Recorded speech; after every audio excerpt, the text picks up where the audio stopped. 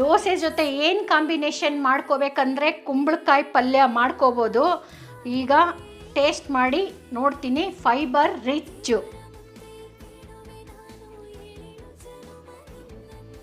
Super combination.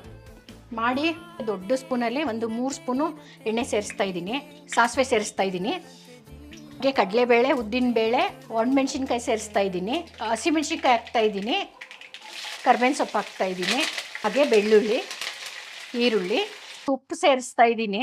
ಭಾಗ ಬೆಂದಿದೆ, ಬೇಯುತ್ತೆ ಕುಂಬಳಕಾಯಿ ಜೊತೆನೆ. ಮೀಡಿಯಮ್ ಫ್ಲೇಮ್ ಮಾಡಿ ಮೇಲೆ ಸ್ಟೀಮಲ್ಲಿ ಬೇಯಿಸ್ತೀನಿ. ತೆಂಗಿನಕಾಯಿ ಮಿಕ್ಸ್ ಮಾಡ್ತಾ ಇದ್ದೀನಿ, ಕೊತ್ತಂಬರಿ ಸೊಪ್ಪು ಕೂಡ ಸೇರಿಸ್ತಾ ಇದ್ದೀನಿ. ಇನ್ನೊಂದು ವಿಷಯ, ನನಗೆ ಆದಿ ಚುಂಚನಗಿರಿಯಲ್ಲಿ ತುಂಬ ಜನ ಸಿಕ್ಕಿದ್ರಿ, ಫೋಟೋ ಎಲ್ಲ ತೆಗೆಸ್ಕೊಂಡ್ರಿ. Thank you.